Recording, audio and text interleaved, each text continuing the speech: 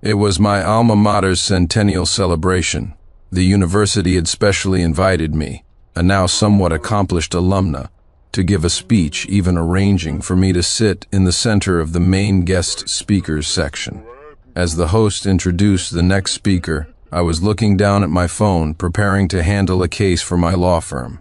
Next, let us welcome the recipient of the Starlight Scholarship, Miss Vivian Reed, to the stage. Vivian Reed.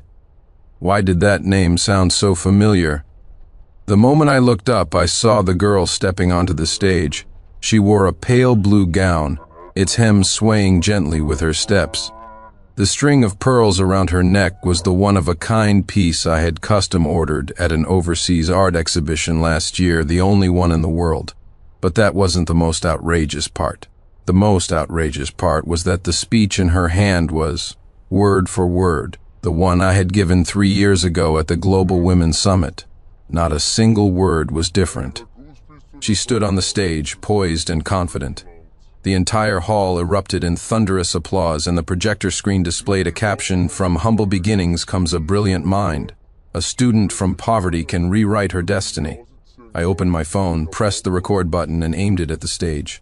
Vivian was still on the podium, stirring up emotions. I once thought my life was destined for darkness, but it was starlight that shone into my gray world.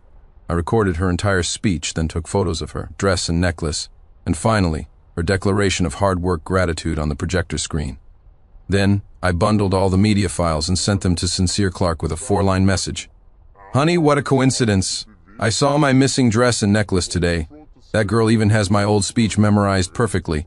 Tell me, if I called the police, would this count as infringement and theft?" Chapter 1. Just then, the spotlight swept across the audience, and Sincere's face was broadcast clearly on the big screen. He was holding a support sign that read, "Go Vivi, you're the best." I looked at him, a faint smile playing on my lips. I stood up, walked past the guest section, and approached him, speaking with a smile. "Dr. Clark, what a coincidence." Sincere's face changed color faster than I had expected.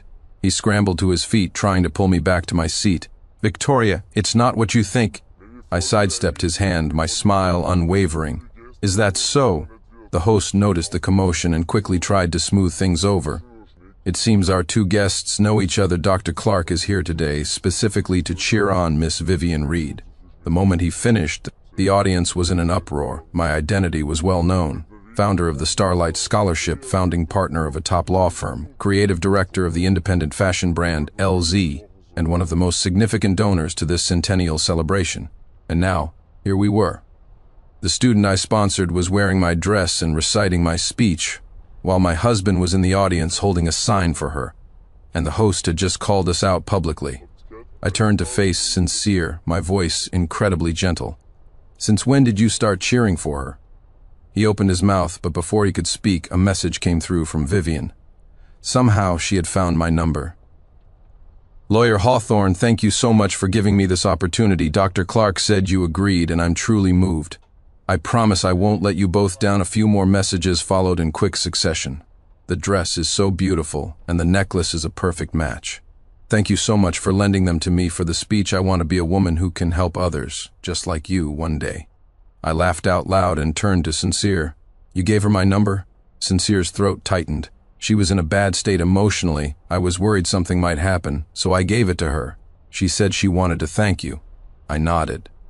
"She also thanked me for letting her have my speaking slot." "And you let her take the dress and necklace too?" He was speechless. I leaned in closer, my voice low. "Why don't you just give her my ID while you're at it so she can play this part completely?" He frowned. "Victoria, you're being too sensitive. She's just a student. Have you forgotten," I interrupted, "that she is a student I sponsor?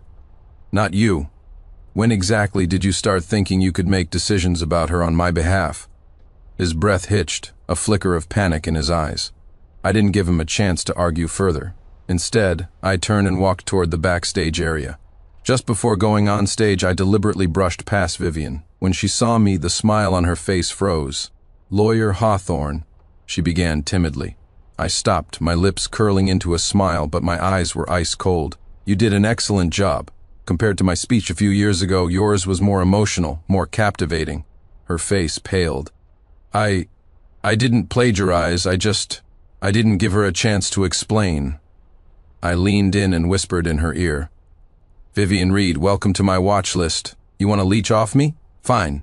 But don't forget, I can also make you fall right back down.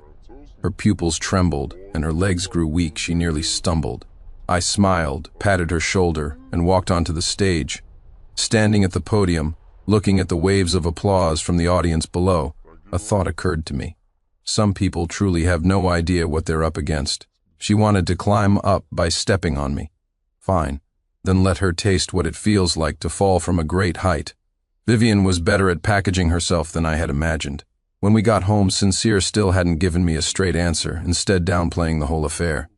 She meant no harm. She just admires you so much that she imitates and learns from you. You know how fragile some kids are these days. She really has no one to rely on. I smirked.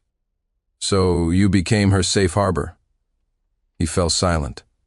I stood up, walked into my study, and pulled up the back-end system for the Starlight Scholarship. I remembered that on her application she had listed herself as an orphan, with no parents, supporting herself with part-time jobs, and being psychologically fragile and emotionally unstable. Yet I discovered that her account had suddenly become wealthy 6 months ago. A one-time anonymous donation of $100,000. I didn't even need to check to know who sent the money. I was just puzzled that the transfer was made from our joint family account, and Sincere hadn't mentioned a word of it to me. I didn't ask him. I started investigating her instead. In less than 3 days, I found out that the spiritual art studio where she claimed to work part-time was actually a platform that used charity as a front to sell snake oil. Not only did she tell Sincere her sob stories, but she also used the art supplies he bought her to sell high-priced emotional healing paintings online.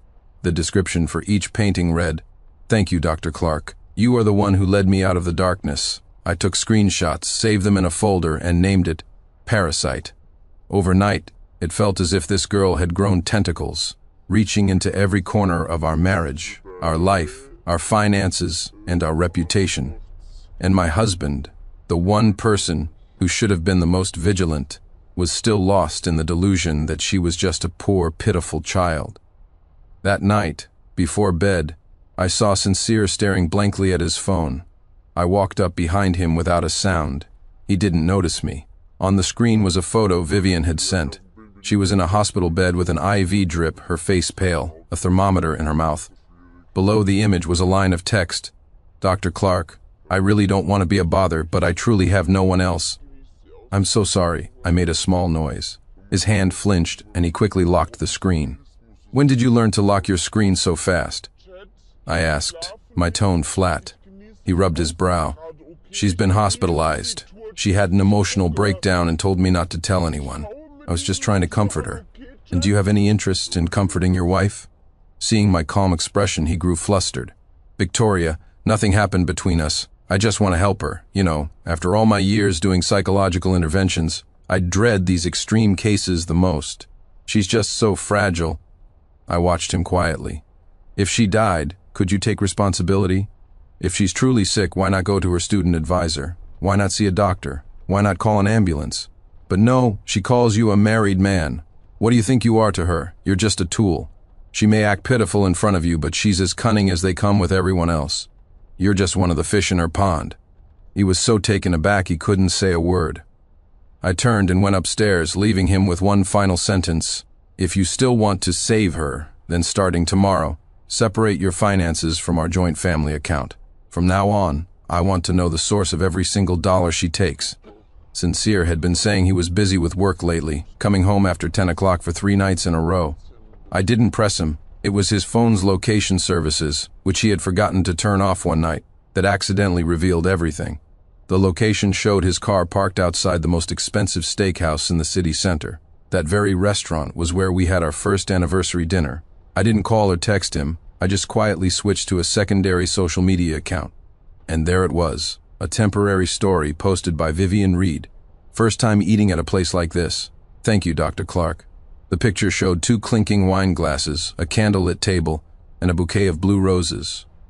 Just out of frame was a man's slender arm in the cuff of a familiar silver-gray shirt, wearing the watch I had given him as a wedding anniversary gift. I stared at the post, my fingers slowly clenching into a fist. Just last night he had told me he was working overtime until midnight, and now he was celebrating a 20-something girl's birthday using the gifts I had given him. I didn't disturb him. I just opened my banking app and checked his recent spending history. Gift purchase, $3,280 restaurant payment, $5,600 luxury boutique purchase, $19,980. I zoomed in on the last transaction. It was from a well-known jewelry brand. I suddenly remembered that on the day Vivian received her award, she had been wearing a delicate chain with sparkling diamonds around her neck. It was familiar because I had once bought the exact same one for myself, but mine was still sitting in my closet, its packaging unopened. I closed my phone and sent a message to my personal accountant. As of tomorrow, freeze Sincere Clark's access to all family expense accounts. Any large transfers will require my personal authorization. Also, pull up all his spending records for the past 6 months. After doing all that, I took out the unopened necklace. The next morning I placed it on the dining table. Sincere, fresh from his morning routine, came downstairs and froze when he saw the gift box. "What's this?" I smiled. "A gift." He opened it hesitantly. The moment he saw the identical necklace he had just given away yesterday, his expression turned rigid. I laughed. "Isn't this the one you just bought yesterday?" I suddenly decided I wanted one too, though it would be embarrassing for us to wear matching ones. Sincere was speechless for a moment, his face alternating between pale and flushed. I stopped looking at him and said lightly, "Next week is our company's anniversary party. All the industry leaders will be there, as well as my parents. Don't be late." He hesitated for a few seconds. "That day happens to be Vivi's birthday. She said she wanted to invite me." The fork in my hand paused. I looked up at him, my tone still mild. "So tell me, Dr. Clark, do you really see her as just your patient? Or have you started hoping that one day her "thank you, Dr. Clark" will turn into "thank you, honey"? He froze, a look of genuine panic finally appearing in his eyes. I wiped my mouth, stood up, and headed back to my study, leaving him with one last comment. "If you don't want to come, I can book a hotel for you in advance, the kind where you and she can spend the rest of your lives together." At 10:30 on Friday night, I received a call from the hospital. My father, Arthur Hawthorne, had suffered a sudden angina attack and had just been admitted to the ICU. I rushed out of the conference room, hailing a cab while dialing Sincere's number. He didn't pick up, but sent a text instead. "Caught up with last-minute work, it's a bit busy. We'll talk when I get back." I stared at those words and let out a cold laugh. Then I opened his location sharing, which he had turned on a while back for my convenience and had since forgotten to disable. The location showed Starfield Hot Springs Resort Oisho Couples Floor. It all clicked into place. Today was the day Vivian Reed had been counting down to on her social media, wasn't it? My father was in the emergency room and he was at a hot springs resort with someone else? Excellent. I calmly instructed my assistant to handle my father's hospital admission procedures, then drove straight to the resort. On the way, I opened my alternate social media account and looked at Vivian's post, which was visible only to a select group. "Sneaking out with Dr. Clark. I've never had such a happy birthday. Thank you, I really like you." The picture was a selfie by the edge of a hot spring pool. She was wrapped in a bathrobe, the diamond necklace faintly visible around her neck, and at the edge of the frame was a familiar watch with its distinctive silver-gray face. I recognized it. It was the limited edition, one I had given Sincere. She had even added a caption. "Dr. Clark said he's turning his phone off tonight to spend time with just me." I smiled. How considerate of him. So afraid of being disturbed by me.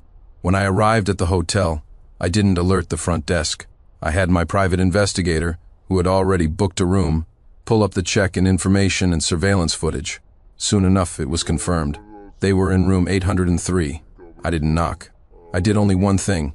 I posted the screenshot of her story to my own social media feed and my anonymous Twitter account, with the caption, "My father was just admitted to the ICU. My husband is working late with his phone off. Turns out he's at this couple's hot springs resort celebrating his student's birthday. The dress is mine, the diamond necklace was a gift from me, and the money was earned by me. So tell me, how much time should I give them to pack their bags?"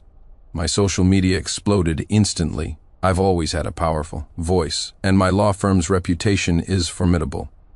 The post spread like wildfire, with shares and comments soaring. "Holy crap, is that Dr. Clark? Wasn't he just praised for his devotion in that couple's interview? That's men for you. First he says she's just a kid, and then they really get down to business student dress, hot springs. My brain is on fire. I sat in my car watching the share count climb and calmly dialed the hotel's front desk. Room 803, this is his wife. Please inform the occupants that in 15 minutes their room will become a media focal point. They should prepare themselves. Less than 5 minutes later, Sincere's phone finally started ringing call after call. I answered the 10th one. His voice was frantic. Victoria, where are you? What did you post? I laughed. Right downstairs from you, of course. I'll give you 5 minutes. Get your ass down here and explain yourself. Or I can bring the media up right now and let them see what a man of high moral character Dr. Clark truly is. Silence on the other end. A minute later, I saw Sincere running out of the hotel elevator, looking panicked, his hair a mess, his steps frantic. The moment he saw me, his eyes filled with terror. Victoria, it's not what you think. I walked up to him and slapped him hard across the face. He staggered back from the force of the blow. I stared at him, my voice colder than ice. My father is in the ICU, and you're at a hot springs resort. The slap I gave Sincere was not a light one. He stood at the hotel entrance for 10 minutes, trying to grab me and explain something about her being emotionally unstable. I was afraid she'd do something. I was just helping her through a difficult time. I didn't listen to a word of it. I just said, my face a cold mask, you've already gone down her path. Whether you turn back now or not, I no longer care. What I care about is whether the two of you can bear the consequences that are coming. As soon as I got home, I immediately called the director of the Starlight Scholarship. Effective immediately, all of Vivian Reed's scholarship benefits are suspended. And mark her file with a disciplinary record.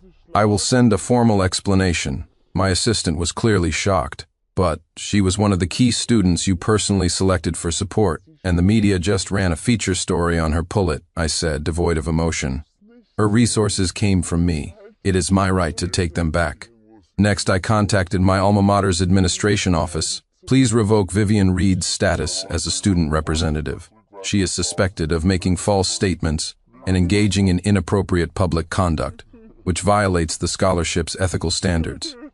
I advised the university to monitor the situation closely. After handling all that, I opened the screenshots of Sincere and Vivian's chat history for one final review. Her last message was, Dr. Clark, I really can't hold on much longer. Please don't make me go through this alone. And Sincere's reply, as long as I'm here, no one can let you fall. I stared at that sentence, smiled, and directly forwarded the screenshot to my anonymous Twitter account with a caption, look how devoted he sounds. It's a shame he said the exact same thing to me 2 years ago, when my mother was on her deathbed. This screenshot triggered a second wave of online fury. Many old fans who had once praised Sincere as gentlemanly, gentle, and responsible turned on him. The afternoon after the tide had turned online, Sincere burst into my office. He didn't even knock, his demeanor aggressive. Victoria Hawthorne, you've gone too far. You know she relies on that scholarship to study and my support to live. Now, because of what you've done, she can't even stay in her dorm. She's about to have a complete breakdown. I closed the file in my hands and looked up at him. Dr. Clark, I don't recall our family adopting a daughter. Relying on a scholarship to study doesn't give her the right to use those resources to seduce you. Relying on your support to live doesn't give her the right to post photos in my dress in the middle of the night. If she's having a breakdown, there are plenty of psychiatrists. I can even give you a recommendation. As a doctor yourself, you shouldn't get emotionally involved. He glared at me. She's just a pitiful person, I retorted. She's just a scammer, a parasitic personality who can fake a breakdown while precisely targeting you. You've just been cast in the role of her victim, although right now you're not a victim. You're just a fool. He was left speechless. I had no intention of wasting any more breath. I've had my lawyer draw up the divorce papers. You don't have to sign them yet, it's not time. But from this day forward, she will no longer be in your life. The money she uses is mine. The apartment she lives in was bought by me. The scholarship she's on was established by me. And even you, the image you project to her, was curated by me.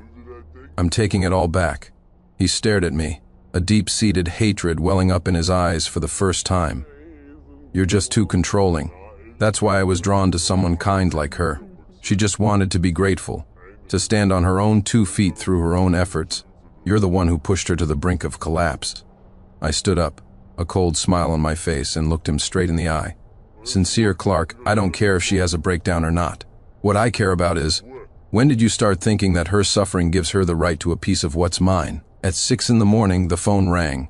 The screen displayed unknown number. I didn't want to answer, but for some reason I swiped to accept the call. Hello, is this Miss Hawthorne? We're from the emergency department at City Center Hospital. There's a young woman here named Vivian Reed who attempted to jump from a building this morning. Her condition is stable. We found your business card among her belongings. She said she felt she had nowhere else to turn because you refused to continue sponsoring her. A cold laugh escaped my lips. Nowhere else to turn? I hung up, changed my clothes, and headed straight for the hospital. When the elevator doors opened, I saw Sincere crouched by the door of a hospital room, his eyes red, looking like a man whose beloved was gravely injured. Inside the room, Vivian was wrapped in bandages, scratches on her face, staring blankly at the ceiling. I walked over and stood between them. When Sincere saw me, he shot to his feet and grabbed my arm. What are you doing here? Did you come to see if she was dead enough for you? My eyes narrowed. Say that again? He gritted his teeth. Why did you have to push her to this point? She's just a girl trying to change her fate. She did nothing wrong. Victoria Hawthorne, are you only satisfied when you've crushed her under your heel? You cold-blooded woman. You're a murderer. A hush fell around us.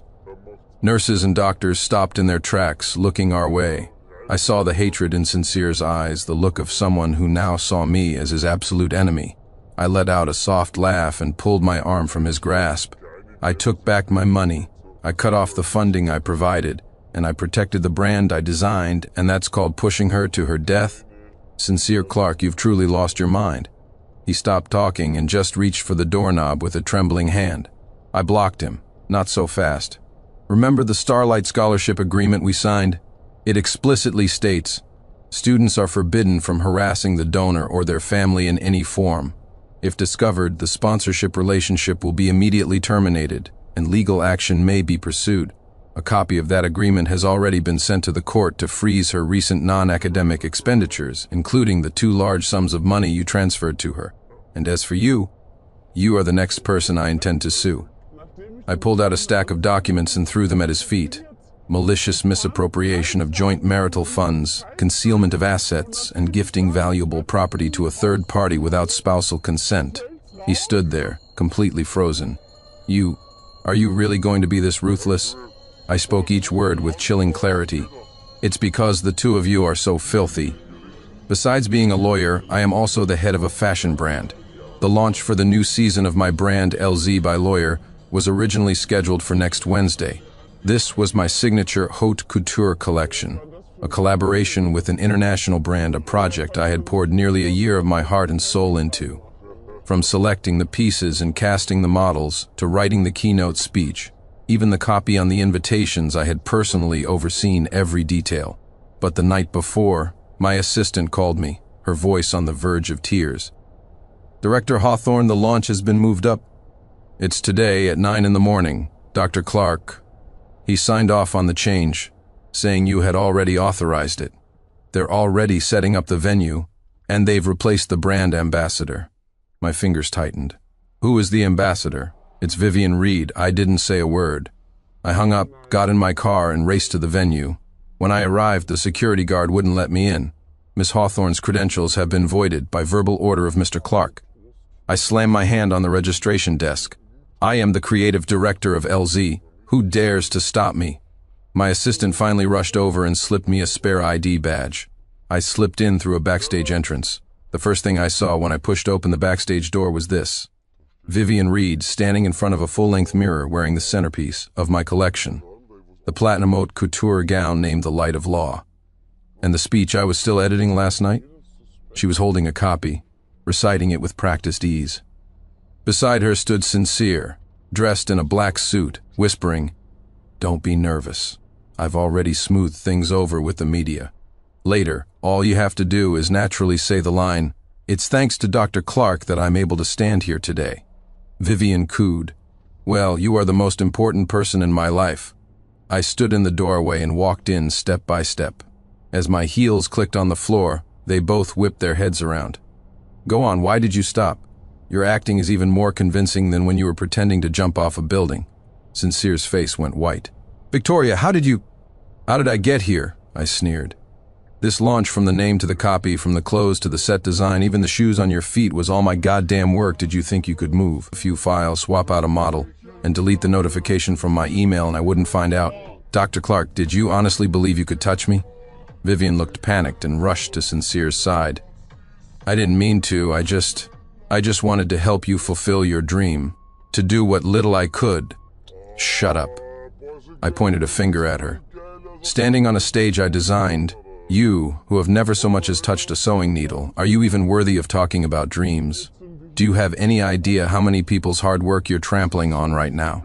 Do you know that the dress you're wearing took me 3 months of all-nighters to sketch and 5 separate trips to Paris to get the sample right? Sincere's face hardened. I just wanted to give her a chance. She has been working so hard I cut him off. She's been working hard? Her method of working hard is to sleep with my husband, steal my designs, and play the victim by faking a mental breakdown. Sincere Clark, are you blind or just an idiot? The media cameras in the room had all been secretly recording. My assistant had already informed me. The live stream was connected to the main screen. I turned to face the press. Today's launch is canceled because we have been sabotaged by a traitor, an infringer, a morally corrupt doctor, and a mistress who tried to usurp the position of the brand's creative director. But rest assured, they have not succeeded.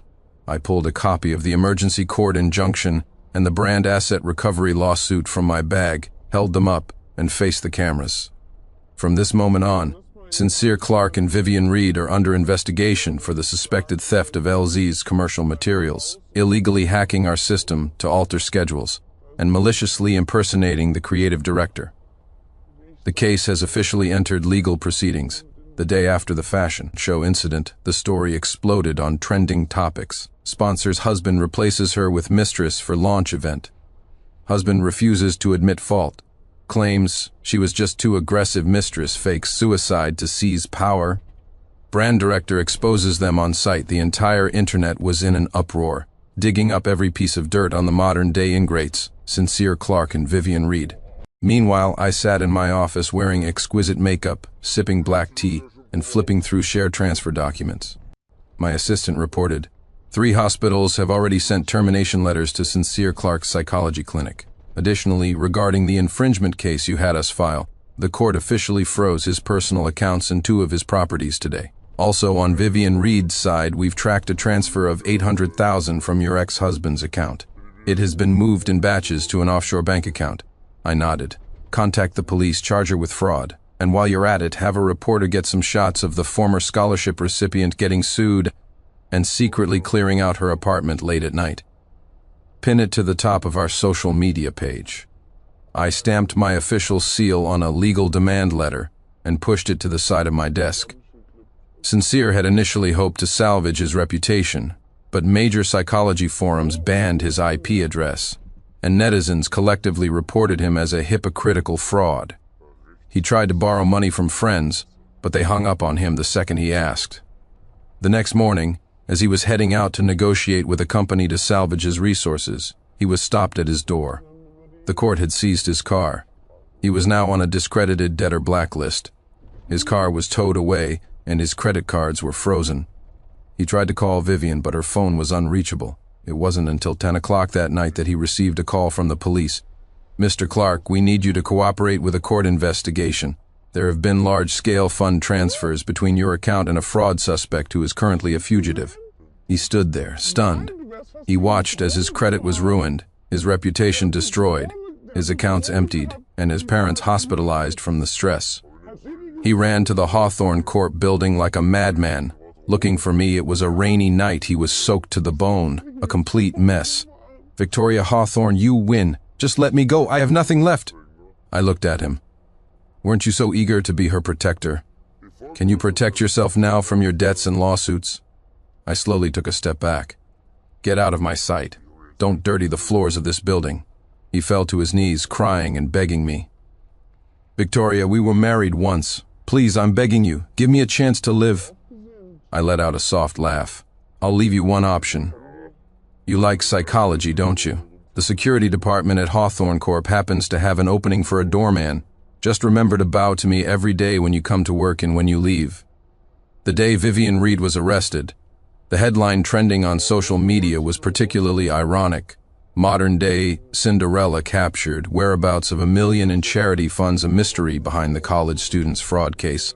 Lies the shadow of a famous doctor watching the live broadcast of her, disheveled and being pushed into a police car."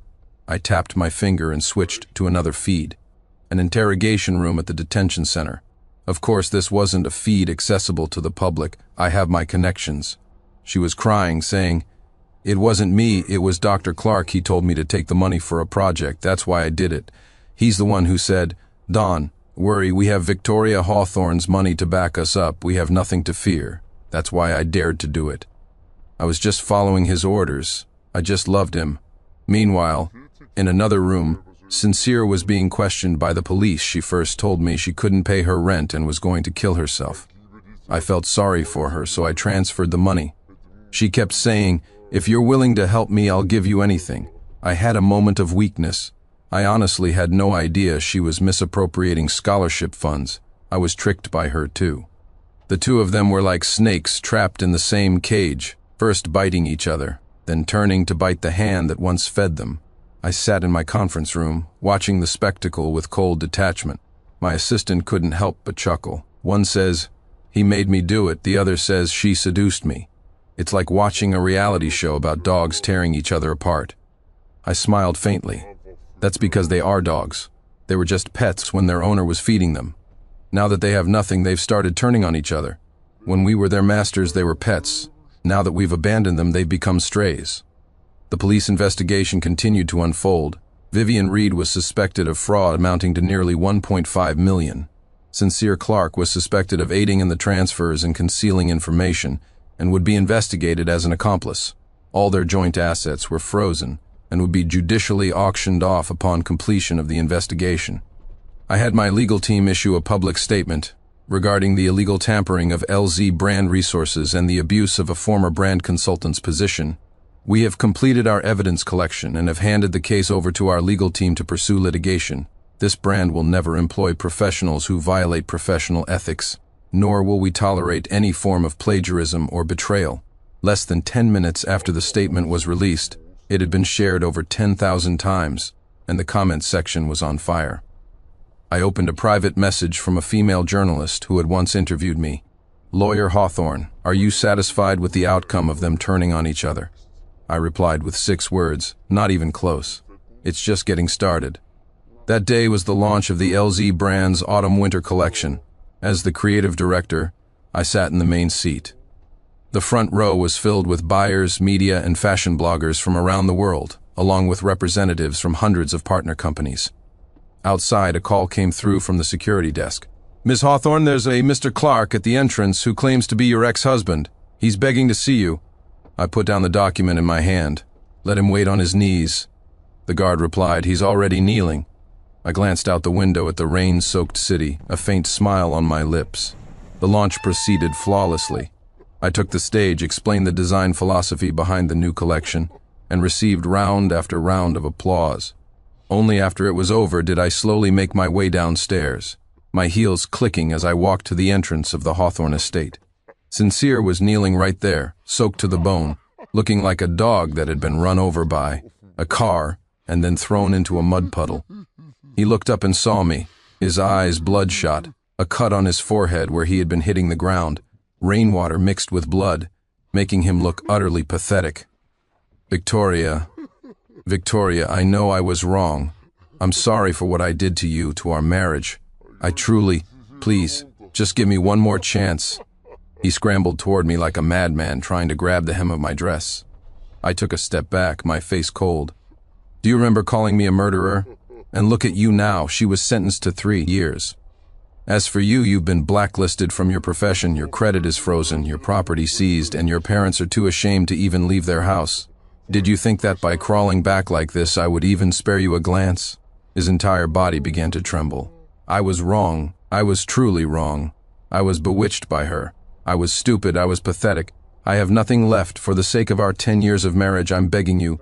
Before he could finish, another voice cut him off. Victoria, what did our family ever do to you? How can you be so heartless? It was his mother, Eleanor Clark. She rushed forward, crying, and grabbed my hand. Couples fight, but how can you just stand by and watch Sincere end up like this? Victoria, I'm begging you, the Clark family can't take any more of this. Just give him a way out.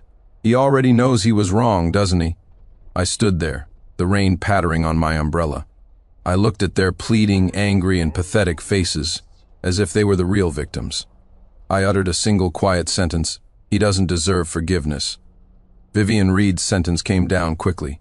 Fraud, theft, misappropriation, and false charity, a total of 8 charges. She was sentenced to 3 years and 6 months in prison and fined $100,000.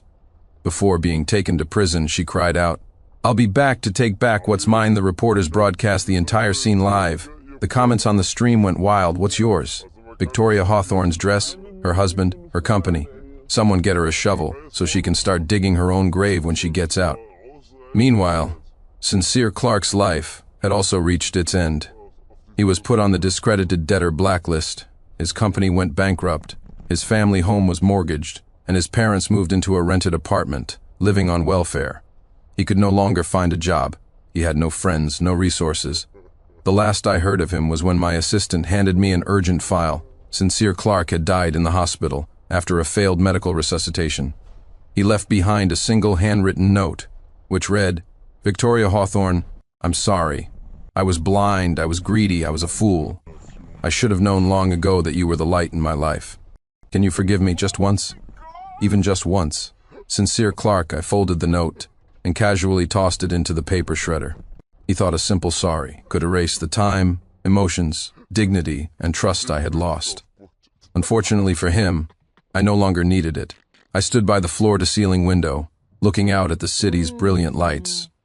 My assistant gently reminded me from behind, "Director Hawthorne, the global tour for LZ's new collection is set for next month. Has the venue for the Paris debut been confirmed?" I nodded, picked up the new design sketches from my desk, and opened to the first page. At the bottom was my signature, LZ Creative Director Victoria Hawthorne. I smiled and said, "Let's go. To Paris. I have much bigger stages to conquer."